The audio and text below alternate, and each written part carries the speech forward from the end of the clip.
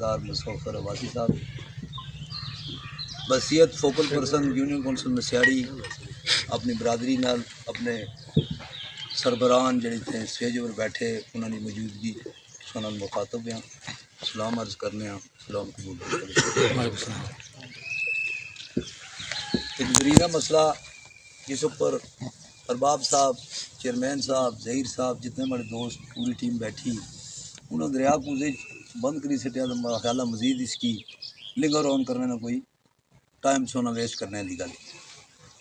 सब तो main issue इस रोड ना सा अल्लाह पाक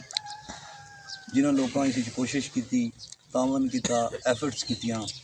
अल्लाह पाक उसमें अजर देसी उस किसी ने ना करना या वो करना ठीक ना है रब जानना क्या थे तो कहना। बहरहाल असनी इस टीम इस हवाले नाल बहुत कोशिश की थी। साड़ी क्यादत उसामा इशफाक सरवर साहब MLA 51, बिलाल यमीन सती साहब PP6, हसन औरंगज़ेब साहब और बिलखसूस साड़ी बहन मरियम औरंगज़ेब साहिबा जिन्हें इसी साड़ा एक कलीदी किरदार उन्होंने जिन्हें असा ये फ्रंट ADP जेड़े कोई आए उन्हें ADP चसनिया ये दोस्त की माई मैं इंतहाई मशहूर हैं उन्होंने तहती मशहूर हैं उन्हें सारे भरा जिन्हें इसी कोशिश की थी असम बस ये टीम अपनी आवाज़ की नहीं उत्थे गए उन्हें साड़ी इस गल पर इन्ने 51 टोटल 11 स्कीमां इन्ने 51 बूटा पुटली सतियाँ और मरी जफर साहब बेहतर करने वाले क्योंकि इस शोबे न रिलेटेड जिस 2 स्कीमां यूनियन कौंसल मसियाड़ी भी आई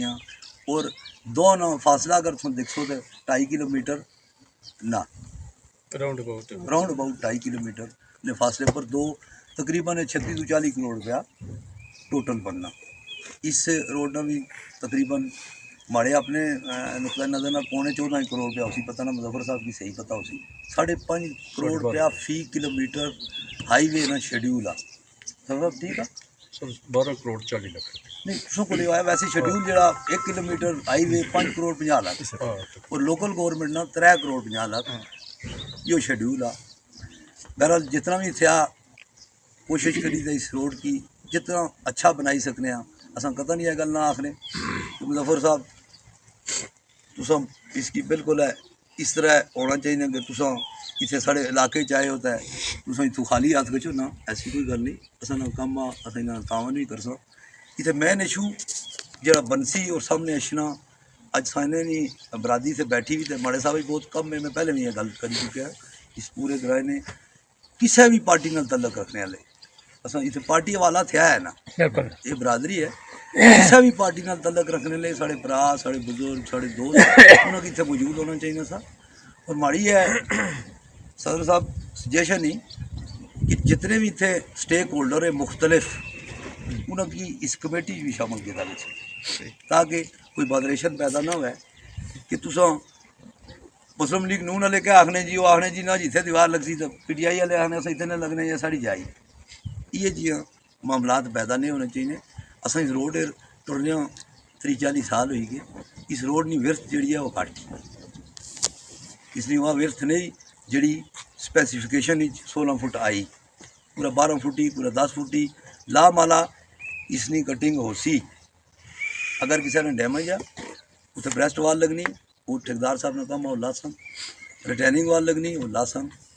लेकिन साड़ा जो आका वसीयत बरादरी वो भी साड़ी बरादरी चाहे 12 दिन ये बहुत खुशकिस्मती है साड़ी कि ये जो लोग असा की साड़ा अच्छी कम कर सन जिन्हें कि इस इलाके में दर्द भी आ तो एहसास भी आ तो असा ना ये कोशिश होनी चाहिए कि मैं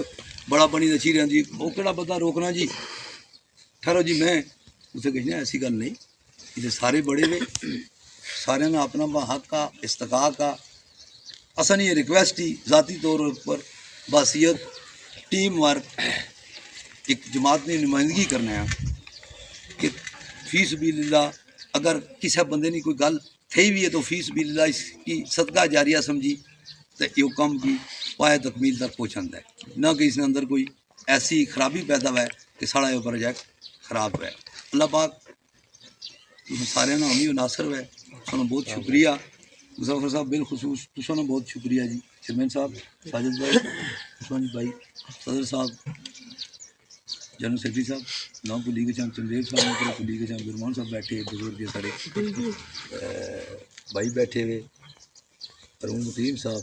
राजा साहब, जहीर भाई साहब, सारे सौ पुराना बहुत शुक्रिया जी। तुसां